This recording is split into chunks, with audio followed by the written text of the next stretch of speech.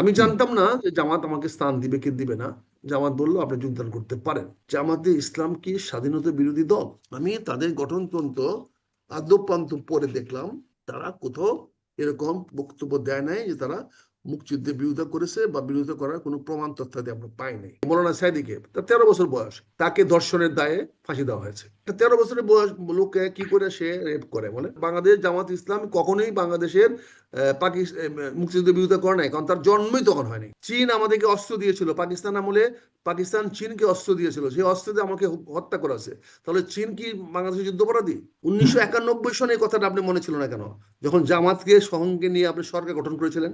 তখন কেন জামাতকে, তখন তো জামাত গোলাম আজম ছিল, তখন তো জামাতের গোলাম আজমের দোয়া নিয়ে আপনি সরকার গঠন করেছিলেন। তারপরে 2001 সনে তাদেরকে নিয়ে নির্বাচন করলেন, ধানের শীষে মার্কা তাদেরকে দিলেন, তাদেরকে ধানের শীষে মার্কা দিয়ে নিজামী সাহেবকে পাশ করে নিয়ে আসলেন, মুজাহিদকে পাশ করে নিয়ে আসলেন, আপনি মৌলানা সাইদিকে পাশ করে নিয়ে আসলেন। তখন কোথায় ছিল আপনার এই এই আজকের এই ফিলিংসটা? আজকে আপনি চিৎকার করতেছেন। এটা খুব স্বাভাবিক প্রশ্ন, আপনি যে প্রশ্নটা করেছেন এই প্রশ্নটা আজকে গত 2 দিন ধরে আমার পিছনে তাড়া করে বেড়াচ্ছে, যে এখানে যে জায়গায় যাচ্ছি সবারই একটি প্রশ্ন, আমি কেন জামাতে অংশগ্রহণ করলাম এবং আমি একজন মুক্তিযোদ্ধা হিসাবে জামাতে কেন অংশগ্রহণ করলাম। আসলে এটাকে আমি মনে করি আপনাদের সামনে আমার এক্সপ্লেন করা দরকার, কারণ যেহেতু আমি জনগণের জন্য কাজ করি, জনগণের কল্যাণে কাজ করি, জনগণের জন্য রাজনীতি করি, জনগণের সামনে বিষয়টা পরিষ্কার করা দরকার। আপনি আমাকে এটি পরিষ্কার করার একটা সুযোগ দিয়েছেন, আমি আমার আত্মপক্ষ সমর্থন করার সুযোগ যে আমাকে দিয়েছেন, এই জন্য সাগর ভাই আপনাকে, আপনার ফেস দ্য পিপলকে আমি ধন্যবাদ জানাচ্ছি, শুকরিয়া জানাচ্ছি। দেখেন, আমি তো কিন্তু কোনো দলের না। আপনি আমাকে বলছেন বিএনপির কেন্দ্রীয় নেতা, আমি তো বিএনপির সাধারণ সদস্যপদে নাই আজকে 2.5 বছর ধরে। শুধু নাই না, সাবেক আমি সাবেক। হুম। হ্যাঁ, আমি বহিষ্কৃত। 2.5 বছর ধরে আমি বহিষ্কৃত, আমার কিছুই নাই, অর্থাৎ বিএনপির পরিচয়টা পর্যন্ত আমার নাই। এবং আপনি শুনে আশ্চর্য হবেন, গত 2.5 বছর ধরে আমার সঙ্গে বিএনপির কোনো লোক প্রকাশ্যে কথা বলে নাই, হ্যান্ডশেক তো দূরের কথা। কেন বলে নাই? কারণ ইনস্ট্রাকশন হলো আমার সঙ্গে যেই কথা বলবে তাকে এক্সপেল করা হবে, এবং অনেককে এক্সপেল করেছে, অনেককে বহিষ্কার করেছে, কেন আমার সঙ্গে কথা বলেছে, কেন আমার সঙ্গে আসে। এমনকি ছাত্র দলের একটা সাবেক নেতা, ও আমার এখানে একটা ফুটবল খেলায় প্রধান অতিথি আসছিল, সেখানে কেন আসলো সে তাকে বহিষ্কার করছে, এবং আরেক 3 বছর ধরে তাকে বারবার অনুরোধ করা হচ্ছে, অবরোধ করা হচ্ছে, কিন্তু তাকে এখনো প্রত্যাহার করা হয় নাই। হুম। আমার বেলাও এইগুলো প্রত্যাহার করা হয় নাই।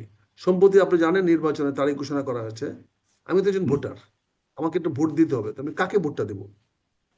ধানের শীষের ভোটের লোক আমার কাছে তো ভোট চায় না, আমার কাছ দিয়েও আসে না, আমি যেখানে থাকি তার পাশেও আসে না, এবং আমার এখানে পারলে তারা আমাকে প্রতিহত করে। অথচ আমার তো কিছু লোক আছে, তো তারাও তো, আমরা যেদিকে যাই আমরা একসঙ্গে, আমরা একটা জনগোষ্ঠী, আমরা আমরা একটা একসঙ্গে তো চলি না, আমরা সবাই একসঙ্গে মিলে চলি, আমরা আলাদা কেউ চলি না। তো তারা কাকে ভোট দেবে? এই প্রশ্নগুলা গত 1 মাস ধরে আমরা বারবার প্রশ্ন করছি, বারবার জানতে চাইছি, কিন্তু কেউ করে না। আমি হুম। জানতাম না যে জামাত আমাকে স্থান দিবে কি দিবে না। আমি যখন এই বিষয়টি নিয়ে আলোচনা করলাম যে আপনাদের জামাতে যোগদান করা যায় কিনা, তখন জামাত বলল আপনি যোগদান করতে পারেন। আমার প্রশ্ন হয়েছে, জামাতে ইসলাম কি স্বাধীনতা বিরোধী দল? জামাতে ইসলাম কি মুক্তিযুদ্ধ বিরোধী দল? জামাত কি 71-এর লক্ষ লক্ষ মানুষকে হত্যা করেছে, লক্ষ লক্ষ মা বোনের ইজ্জত নষ্ট করেছে? এইগুলো যদি সত্য হয়, তাহলে অবশ্যই জামাতে যাওয়া আমার মহা অপরাধ হয়েছে, এবং তার জন্য আমি যে কোনো শাস্তি মাথায় পেতে নিতে বাধ্য। কারণ জামাত যারা লক্ষ লক্ষ মানুষকে হত্যা করেছে, লক্ষ লক্ষ মা বোনের ইজ্জত নষ্ট করেছে, সেই জামাতে আমি একজন মুক্তিযোদ্ধা যেতে পারি না। কিন্তু আমি দেখলাম যে এখন যে দলটি তৈরি হয়েছে, সে দলটির নাম বাংলাদেশ জামাতে ইসলামী, যেটি জেনারেল জিয়া ক্ষমতা আসার পরে 1977 সনের প্রোক্লামেশন অনুযায়ী বহুদলীয় রাজনীতির সৃষ্টি হয়েছে। সেখানে তারা 1980 সনে জেনারেল জিয়ার কাছ থেকে অনুমতি নিয়ে তারা রাজনৈতিক দল গঠন করে মে 1980 সন। তার আগে অক্টোবরে, 1979 সনের অক্টোবরে জেনারেল জিয়ার দল, 1 জানুয়ারি অক্টোবরে জেনারেল জিয়ার দল, বাংলাদেশ জাতীয়তাবাদী দল হয়েছে, বাংলাদেশ আওয়ামী লীগ হয়েছে, বাংলাদেশ ন্যাপ হয়েছে, সকল রাজনৈতিক দলগুলো বাংলাদেশের নাম নিয়ে হয়েছে, এবং জামাত পাকিস্তানের ইসলামও। পর সব বাংলাদেশের পক্ষের না, রাজনৈতিক দল হিসেবে। বাংলাদেশের না, বাংলাদেশের না, হুম। বাংলাদেশের না, বাংলাদেশ। বাংলাদেশ, ওকে, ওকে। বাংলাদেশ। বাংলাদেশের হলে তো বুঝতাম যে এটা আরো অন্য কোথাও শাখা প্রশাখা আছে, তার কোনো অংশ, কিন্তু নামটা হচ্ছে বাংলাদেশ। এখানে তারা অনেক পয়েন্ট বলেছে, 4টা পয়েন্ট বলেছে। তার মধ্যে অন্যতম একটি পয়েন্ট হলো, যেহেতু, আমি কি পড়ে শোনাতে পারি আপনাকে? জি, মানে আপনার আপনার যোগদানের পেছনে যদি রিলেভেন্ট হয়ে থাকে তাহলে অবশ্যই পড়ে শোনাতে পারেন প্লিজ। এখানে বলেছে, যেহেতু বাংলাদেশের জনগণ, খেয়াল করে দেখেন, যেহেতু বাংলাদেশের জনগণ ও মুক্তিযোদ্ধাদের বীরত্বপূর্ণ সংগ্রামের মধ্যে দিয়ে, তাদের মুক্তিযোদ্ধাদের বীরত্বপূর্ণ সংগ্রামের মধ্যে দিয়ে বাংলাদেশ বিশ্বের মানচিত্রে স্বাধীন সার্বভৌম জাতিরাষ্ট্রের মর্যাদা লাভ করিয়াছে, সেই হেতু এই সকল মৌলিক বিশ্বাস ও চেতনার ভিত্তিতে শোষণমুক্ত ন্যায় ও ইনসাফ ভিত্তিক সমাজ গঠনের মহান উদ্দেশ্যে বাংলাদেশ জামাত ইসলামীর এই গঠনতন্ত্র প্রণীত ও প্রবর্তিত হইল।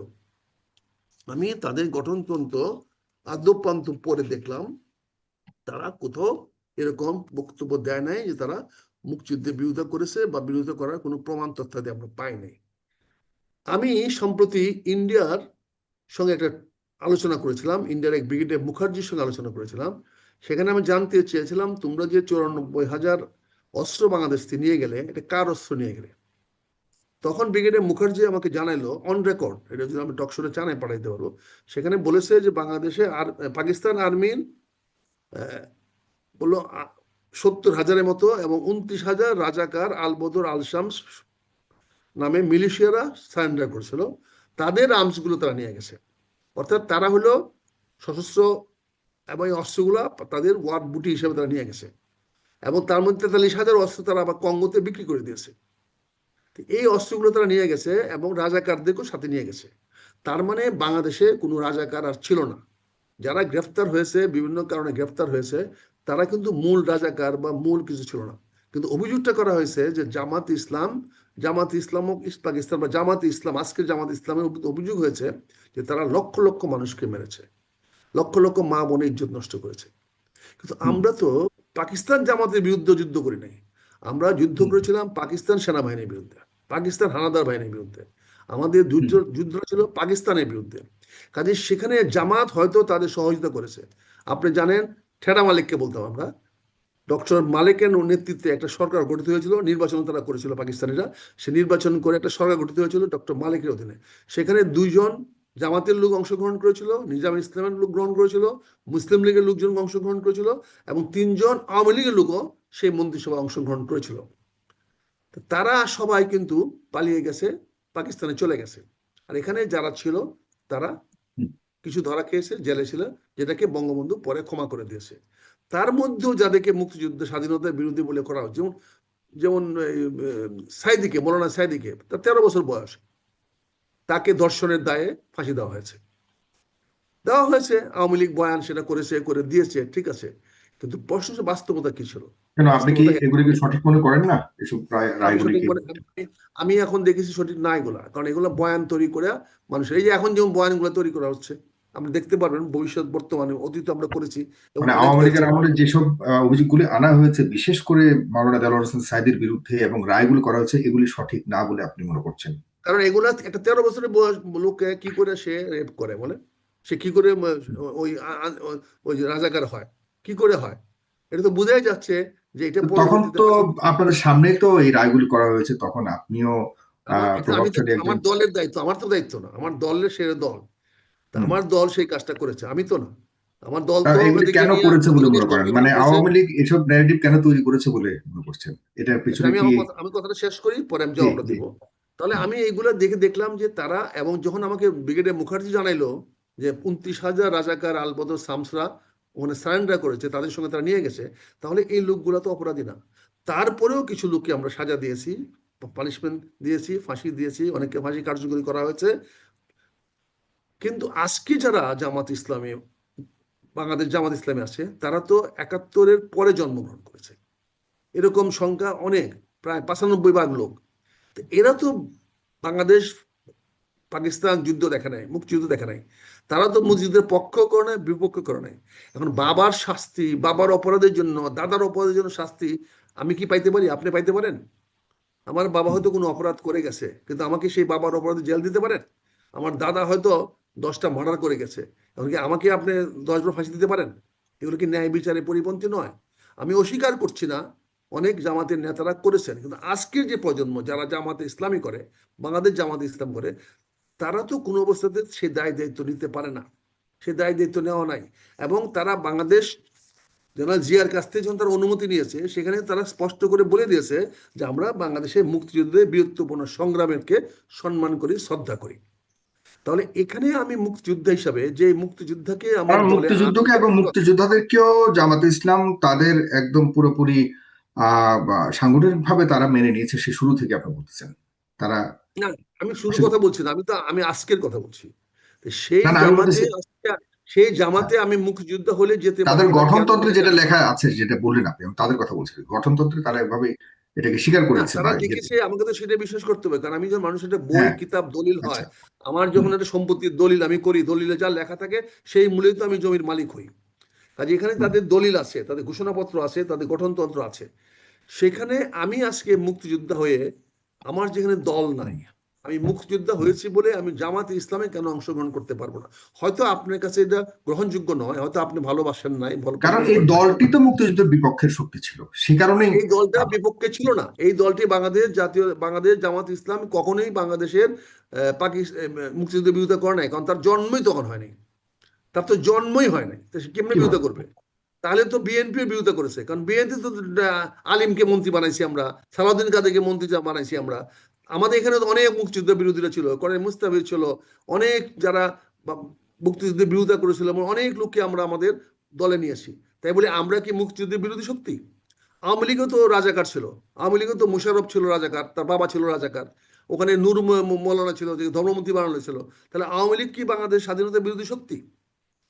চীন আমাদেরকে অস্ত্র দিয়েছিল পাকিস্তান আমলে, পাকিস্তান চীনকে অস্ত্র দিয়েছিল, সেই অস্ত্র দিয়ে আমাকে হত্যা করেছে। তাহলে চীন কি বাংলাদেশের যুদ্ধাপরাধী?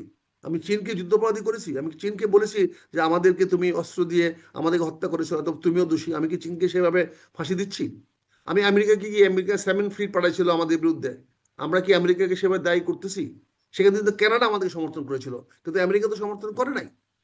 কাজে আপনি যদি আজকে, হ্যাঁ আমি এন্টি জামাত হইতে পারি, আপনি এন্টি জামাত হইতে পারেন, সেটা অন্য জিনিস, সেটা রাজনৈতিকভাবে প্রতিপক্ষ হতে পারে, কিন্তু ওই দোষে, যে দোষে সে দোষী না, সেই দোষটা তার উপরে কেন আনবেন?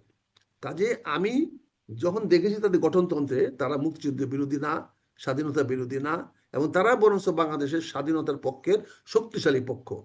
তারা আজকে ভারতের বিরুদ্ধে একটা শক্তিশালী বাংলাদেশ জামাতে ইসলাম গড়ার, বাংলাদেশের পক্ষে, স্বাধীনতার পক্ষে শক্তিশালী পক্ষ, এটা আপনি বলছেন মেজর আখতারুজ্জামান, যিনি একজন মুক্তিযোদ্ধা, এবং আপনি আপনার দল, সদ্য সাবেক দল এখন পুরোপুরি, আমি বলবো যে সামনে নির্বাচনকে ঘিরে এই জামাত ইসলামকেই একমাত্র স্বাধীনতার বিরোধী শক্তি হিসেবেই সবচেয়ে নির্বাচনী বড় নির্বাচনী ক্যাম্পেইন চলছে তার, এই এটা জায়গাতে তো আপনি সেটা তো বিএনপি স্বার্থের ব্যাপার। এই এবং বিএনপি তো 91 সনে, এই বিএনপি তো 1991 সনে আমরা মানা করেছিলাম। আমি এবং মেজর আক্তার বাধা দেওয়া শোনেন নাই? যুদ্ধাপরাধের দায়ে জামাত ইসলামের বড় বড় নেতাদেরকে একদম পুরোপুরি আন্তর্জাতিক ট্রাইব্যুনালের মাধ্যমে প্রমাণিত সত্যের ভিত্তিতে তাদেরকে ফাঁসি দেওয়া হয়েছে পর্যন্ত। তাহলে কি হলো, তাহলে কি দাঁড়াইলো? তাই বলে কি এখন যা করে শামসুর রহমান সাহেব, কি ডক্টর শামসুর রহমান যেন দায়ী? তা কি রাজনীতি করার অধিকার বাংলাদেশে নাই? আমার কথা শেষ করতে দেন। 1991 সনে এই কথাটা আপনি মনে ছিল না কেন, যখন জামাতকে সঙ্গে নিয়ে আপনি সরকার গঠন করেছিলেন? তখন কেন জামাতকে, তখন তো জামাত গোলাম আজম ছিল, তখন তো জামাতের গোলাম আজমের দোয়া নিয়ে আপনি সরকার গঠন করেছিলেন। তখন তো হাসিনা ম্যাডাম গিয়া গিয়া হাসিনা আপা গিয়া তার কাছ থেকে সালাম করে দোয়া নিয়ে আসছিলেন। তখন দোয়া নিয়েছিলেন কেমনে? তখন এটা বলেন নাই কেন? তারপরে 2001 সনে তাদেরকে নিয়ে নির্বাচন করলেন, ধানের শীষে মার্কা তাদেরকে দিলেন, তাদেরকে ধানের শীষে মার্কা দিয়ে নিজামী সাহেবকে পাশ করে নিয়ে আসলেন, মুজাহিদকে পাশ করে নিয়ে আসলেন, আপনি মৌলানা সাইদিকে পাশ করে নিয়ে আসলেন। তখন কোথায় ছিল আপনার এই এই আজকের এই ফিলিংসটা? আজকে আপনি চিৎকার করতেছেন। আমি তো একটা ব্যক্তি, আমি তো বিএনপির না কেউ, আমি তো বিএনপির কেউ না, বিএনপি তো আমার ন্যূনতম স্থানটুকু আপনি দেন নাই।